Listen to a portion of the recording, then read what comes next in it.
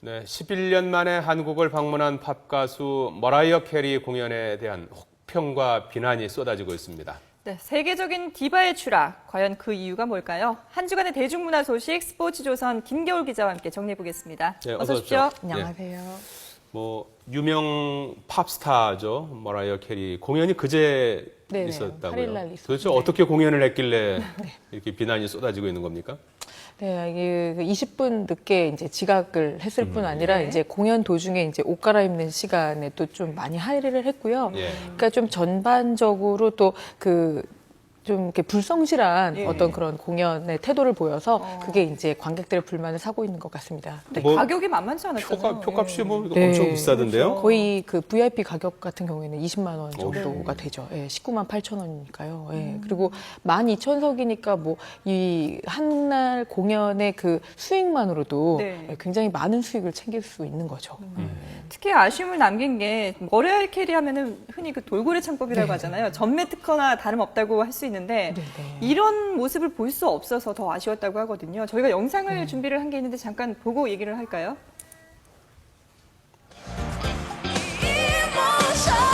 이모션을 부르고 있는데 그래서 원래 5옥타브를 넘나드는 가창력을 선보이는데요. 지금 나오는 거죠, 다섯 지금. 옥타브. 네. 근데 이게 이제 국내 공연에서 저음으로 소화를 했어요. 원래는 이렇게 불러야 되는 거를 네네. 이번 공연에서는 보여주지 못했다는 거죠. 네네. 이 돌고래 창법이라는 게 굉장히 높은 고음 네. 처리할 때 나는 그런 소리. 네네. 그거군요. 돌고래 창법. 그걸 들을 수가 없었다는 얘기인데. 네. 선곡에서도 뭐 이렇게 좀 우리 그 한국 팬들이 알만한 선곡이 별로 없었다면서요? 그렇죠. 이제 그 한국 밴드들이 특히 이제 뭐 예를 들면 히어로라든지 뭐 I'll Be There, 뭐 비전 오브 러브 같은 곡들은 이제 워낙 한국에서 되게 좋아하는 곡인데 네. 사실 이런 곡들이 사실 얼마 전에 그 일본 공연에서 또 불렸던 곡인데 사실 같은 아시아권이잖아요. 근데 예. 이제 한국 공연에서는 불려지지 않아서 이런 것들도 되게 팬들에게는 되게 아쉬움으로 남고 있죠. 방금 일본 공연 말씀하셨는데 일본 네네. 공연은 어땠나요? 잘 했나요? 근데 사실 일본 공연에서도 사실 일본 관객들도 혹평이 되게 많았고요. 그래도 90년대 어떤 전성기를 좀 잡았던 예. 디바의 공연답지는 않았다라고 해서 사실 그때 그 일본 공연의 어떤 리뷰를 보고 우리나라 공연에서 솔직히 걱정이 좀 됐었는데 역시 또 이번에도 이런 좀 실수투성이의 공연을 많이 보여줘서 좀 안타까움을 남기고 있죠. 일본에서도 환불 요구가 많았다고 그러더라고요. 네, 네. 나이를 보니까 70년생, 뭐 45살, 그렇죠. 뭐 노래하기에 조금 뭐 나이가 들어서 그런가요? 왜 이런 일이 발생한 것 같아요? 사실 그래도 우리나라도 뭐 패티김 예, 씨나 뭐 그렇죠. 이미자 70 씨 같은 넘어서도 뭐 경우는 잘하시는데. 예, 굉장히 좀 멋진 공연으로 항상 그러신데요. 사실 뭐 개인적으로는 현재 뭐 남편과의 이혼 절차를 밟고 있고 뭐 이래서 컨디션 난조가 있다고 하는데 사실 11년 전에도 저희 우리나라에서 예. 그 공연을 했을 때 사실 그때는 1시간 20분을 공연을 지각을 한 사례가 있었고요.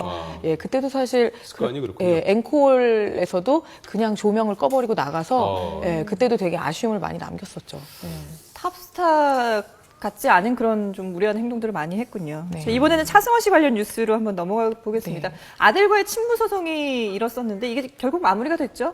네, 그러니까 정확하게 말씀을 드리자면 그 이제 친자라는 거는 뭐 양쪽 집에서 다 그거에 대해서는 더욱더 이견이 없는 상태였기 때문에 네. 친자 확인 소송이라기보다는 이제 자신이 친부임에도 불구하고 이제 99년도에 그 차승원 씨의 그 부인되는 이수진 씨가 네. 에세이를 쓴 곳에 그 마치 친부를 차승원 씨라고 표현한 부분에 있어서 이제 명예훼손을 제기한 이제 네네. 사건입니다. 예. 근데 마무리가 예, 된 지금 현재는 이제 소송을 취하했죠. 이제 그게 기사화되고 나서 이틀 만에 소송을 취하했습니다. 친부라는 분이 이제 소송을 내서 이제 파장을 네. 일으켰던 건데, 네.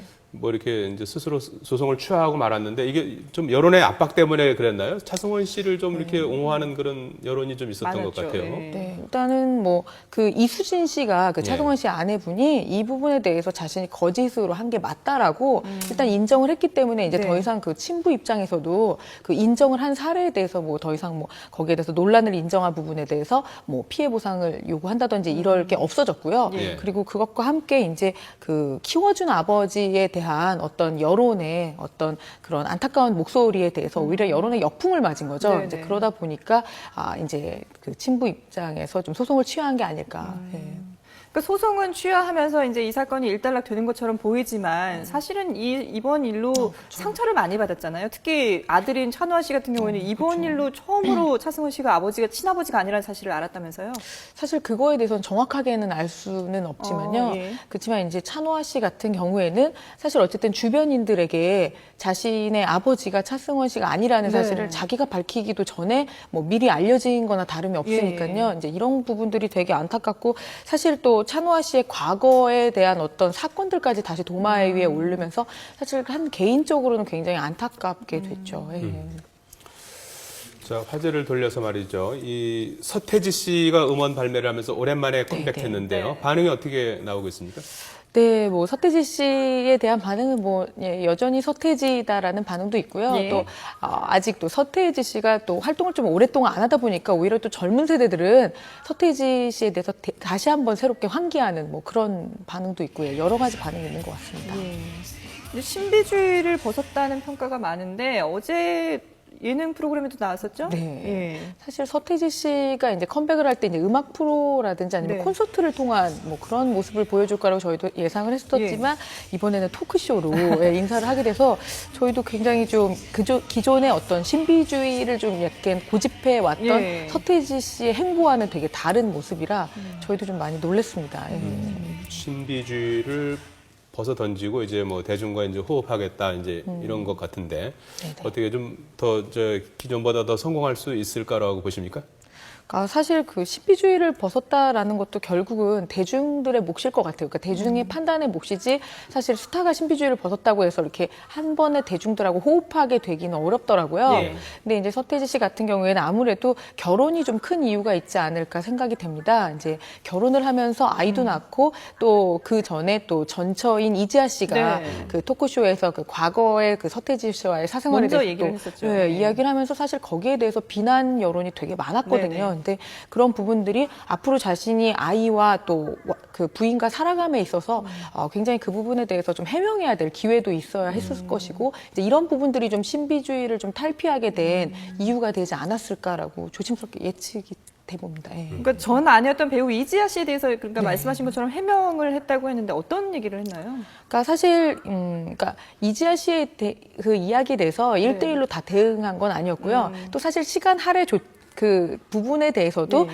이지아 씨에 비해서 서태지 씨의 서태지 씨가 이지아 씨를 할애한 부분은 굉장히 작았고요. 하지만 그 뭐 서태지 씨가 이제 남자로서 되게 미안하게 생각한다라고 네. 하는 부분이라든지 자신이 강금의 아이콘이라는 그런 말을 들었을 때 굉장히 상처를 받았다라는 부분들은 그래도 기존에 서태지 씨가 전혀 무대응을 한 것보다는 예. 좀 대중들이 좀 양쪽 의견을 같이 들어볼 수 있는 기회를 줬기 때문에 저는 뭐 서태지 씨 입장에서는 굉장히 좋은 선택이었다고 봐집니다. 예. 그렇군요. 자, 부산 영화제 얘기를 좀 해보죠. 네네. 벌써 부산 영화제가 내일 막을 내려요? 예, 그렇죠. 그렇군요. 이번 그 영화제에서 가장 좀 화제가 된 게 있다면 어떤 겁니까? 네, 아무래도 이제 그 부산 영화제가 열린다고 했을 때 그 임권택 감독의 그 102번째 영화죠. 이제 화장이 굉장히 관심이 모아졌고요. 또 해마다 그 화제가 있었던 그 레드카펫 위에 노출 의상도 네. 되게 노출 패션도 관심이 많았지만 이번에는 그 부산국제영화제가 방침이 좀 바뀌어지면서 네. 그 출품작 위주로 레드카펫에 설 수 있는 기회를 주면서 그 노출 패션은 예전에 비해서 많이 없어졌습니다. 예.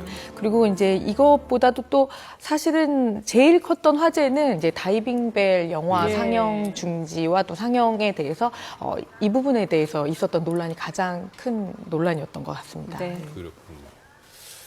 그렇습니다. 한 주간의 대중문화 소식 알아봤습니다. 스포츠조선의 김겨울 기자였습니다. 잘 고맙습니다. 들었습니다. 감사합니다.